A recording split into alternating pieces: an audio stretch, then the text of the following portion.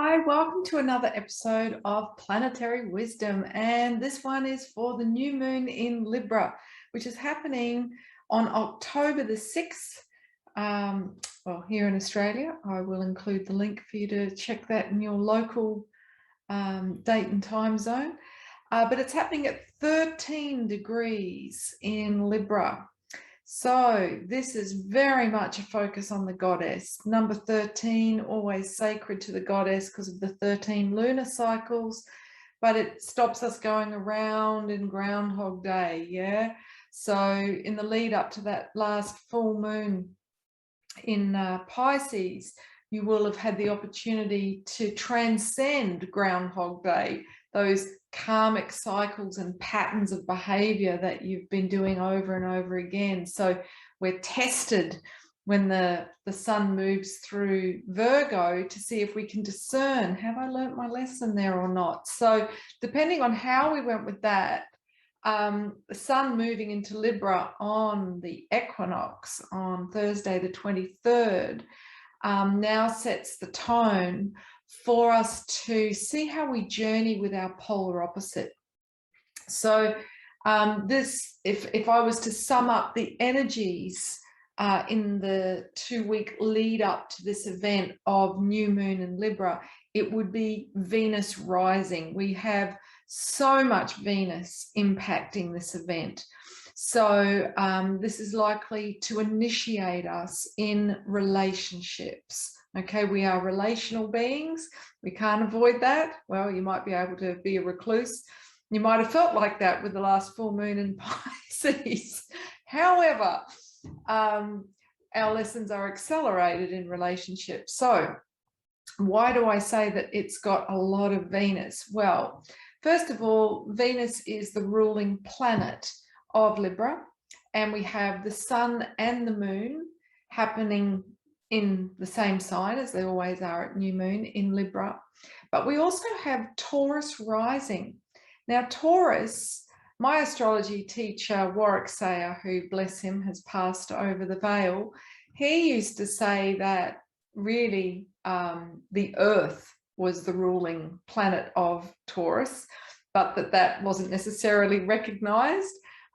So Venus is said to rule both Libra and Taurus. So here we have sun and moon in Libra ruled by Venus, and the rising, so the ascendant where the sun is rising, is in the sign of Taurus, which is earthly love.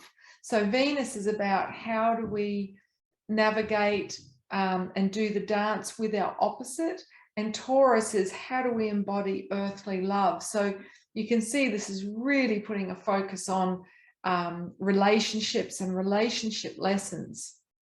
You might want to check out my conscious relating course. You might find some of the videos in that particularly timely to help you with conflict resolution, because that's what Libra is all about. It's about, you know, being the negotiator, the diplomat, finding win-win solutions, taking the emotion out and looking at, you know, the facts so that you can find, you know, a fair way through any potential conflict.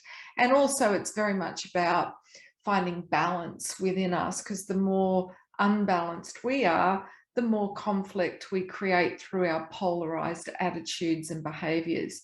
So now, what is very interesting for this new moon, it's not all just love.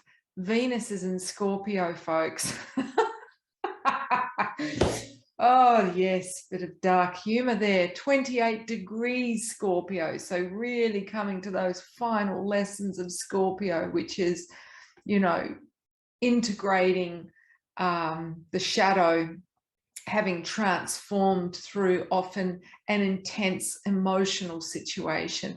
So Venus in Scorpio is the black goddess, okay, the dark goddess, the black Madonna, Kali Ma, Lilith, Medusa, Sekhmet, Oya, known by many names, but she is the one who has, you know, the gorgon, the snake hair, a bit like mine actually. you know, she is the one who calls out the shadow, who says, yeah, that's not okay. Okay, I'm not going to be the scapegoat. I'm not going to wear the effects of your unintegrated behavior. Okay, so this is going to be a very potentially intense and tumultuous time leading up to this new moon. That is compounded by Pluto, the ruling planet of Scorpio.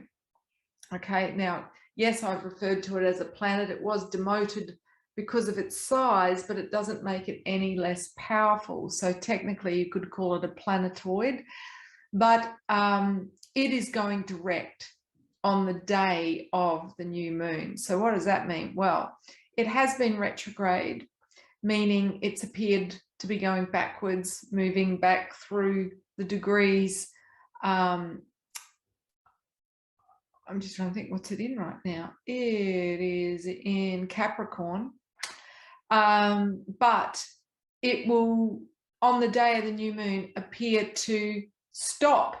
Okay, and when a planet is direct, it amplifies its energy, its lessons, its presence. And what does Pluto do? Hades, known to the Greeks as Hades, lord of the underworld. It brings up the shadow, that which is unhealed, that which is unacknowledged and unintegrated in our psyche, for us to see it.